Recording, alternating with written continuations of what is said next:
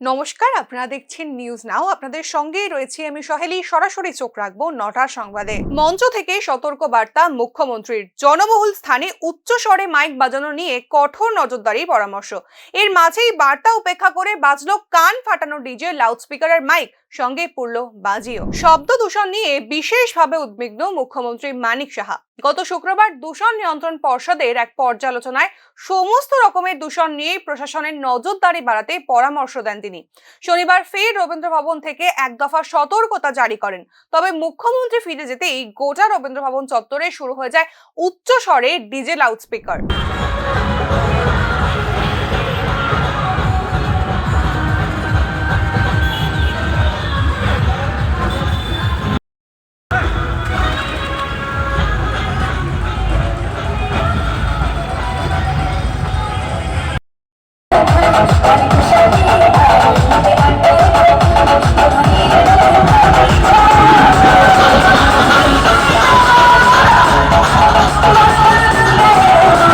শারদ সম্মানের আনন্দে মুখ্যমন্ত্রীর পরামর্শ উড়িয়ে দিয়েই শুরু উদ্দাম উল্লাস। মাঝ রাস্তায় সাধারণ গাড়ি আটকে পুরল বাজি।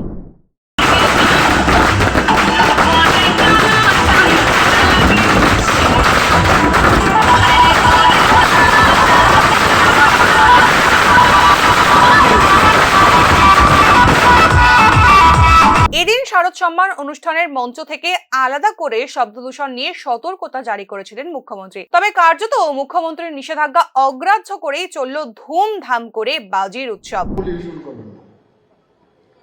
কালকে আমি একটা পলিউশন বোর্ডের মিটিং নিয়েছিলাম। আমি খুব দায়িত্বহীনভাবে আমি বলেছি, কোনো অবস্থায় সাউন্ড পলিউশন, ওয়াটার পলিউশন যেমন আছে, এয়ার পলিউশন আছে, সাউন্ড পলিউশনের বিষয়ে আমাদের নজর দিতে হবে। প্লাস্টিক থেকেও আমাদের নানা রকম সমস্যা হয়। প্লাস্টিক দূষণ যাতে হয় তার জন্য আমরা তার ব্যবস্থা নিয়েছি। তো সব দিক দিয়ে ক্লাবের সবাই যেহেতু এত সুন্দরভাবে পুজোটা করলেন, সেই দিক দিয়ে আমি বলবো যে যার শেষ ভালো তার সব ভালো। উপস্থিত ক্লাব কর্তারা মুখ্যমন্ত্রীর পরামর্শে আমল দিলেন না, আর এসবের ওপর পুলিশের কোনো বিধি নিষেধও দেখা গেল না এদিন। তবে মুখ্যমন্ত্রীর বার্তায় যদি না মানা হয়, সেক্ষেত্রে রাজ্য আগামী দিনে চরম উচ্ছৃঙ্খলতার শরিক হয়ে থাকবে।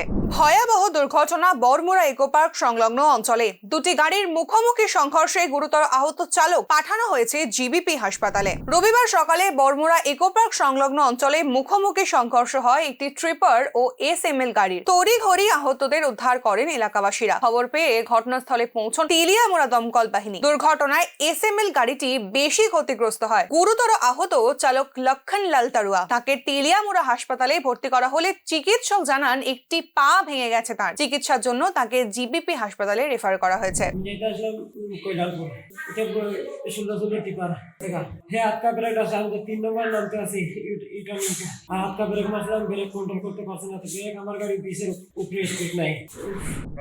পিএস থেকে একটা কল আছে যে বড়মুড়া এক্সিডেন্ট হয়েছে।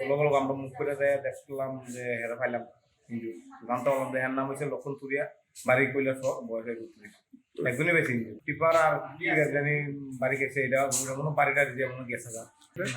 পুলিশের জালে জালি সিম কার্ড চক্র। ইতিমধ্যেই আদালতে পেশ করা হয়েছে আটক 5 জনকে।